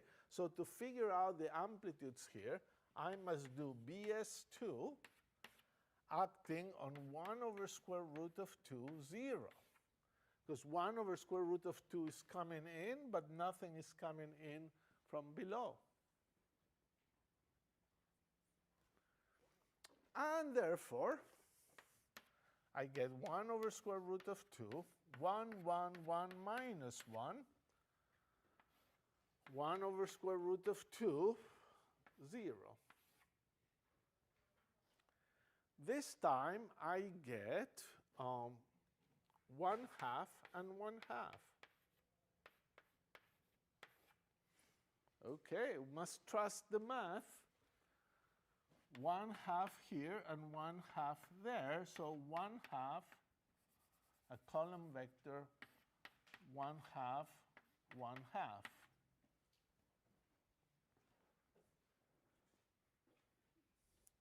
Okay, let me maybe tabulate this result, which is somewhat strange, really. So what is strange about it is the following. In the first case, where the interferometer was totally clear, nothing in the middle, everything went to D2, and nothing went into D1. But now you do something that should block some photons. You block some photons in the lower path, and now you seem to be able to get something into D1. There is an amplitude to get into D1. So by blocking a source, you're getting more somewhere. It's somewhat counterintuitive. You will see by the end of the lecture in 10 minutes that it's not just somewhat counterintuitive, it's tremendously counterintuitive. Let's summarize the result here.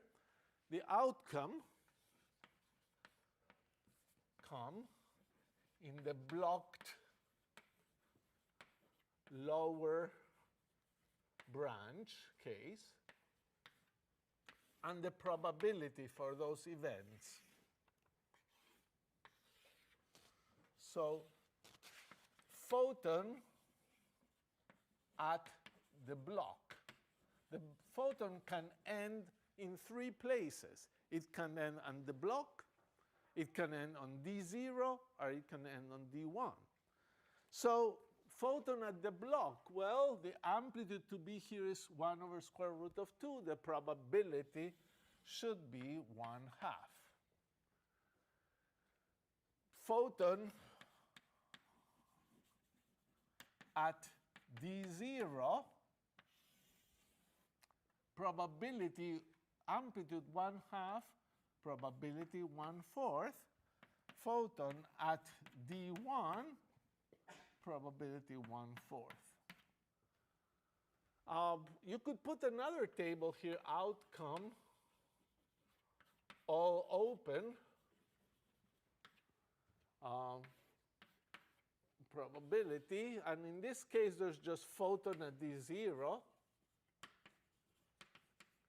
That's 1, and photon at D1 was 0.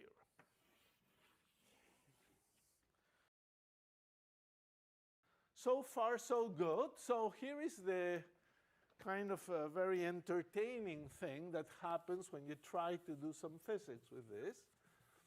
And this was done by two physicists, Elitzur and Weidmann in Tel Aviv. They invented or fantasized about some sort of bombs, things that explode. So they're called Elitzur,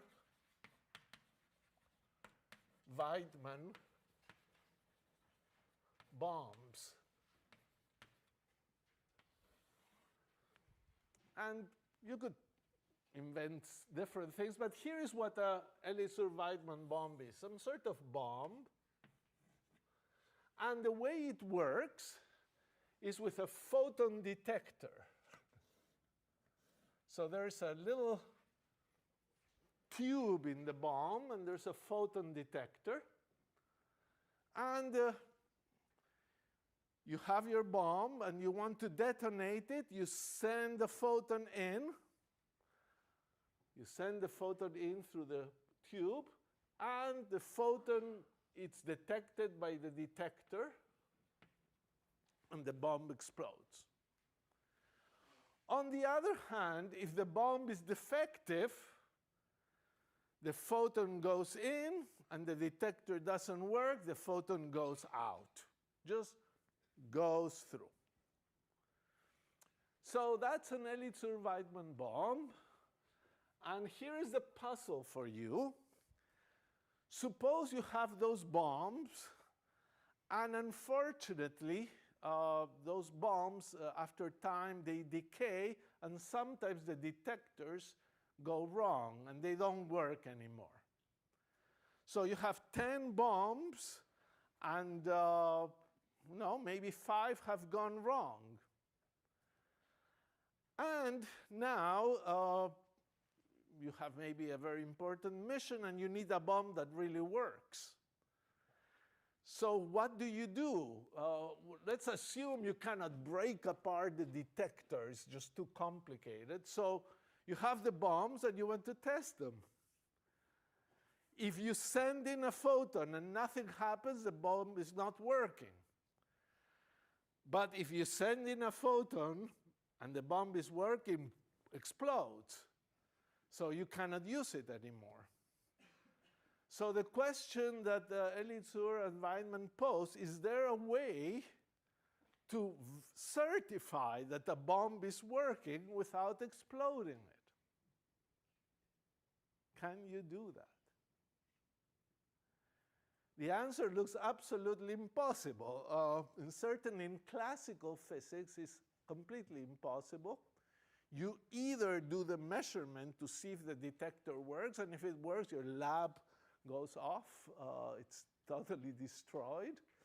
And if it doesn't work, well, okay, it's not a good bomb anyway. So there's no way out. But there is a way out, and it is to insert this bomb in the Mach-Zehnder interferometer. So here we go. We put the Mach-Zehnder interferometer.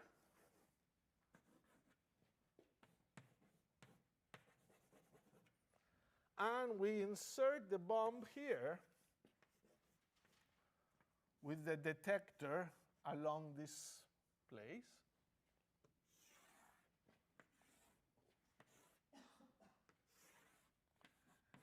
D0 and D1 are still here.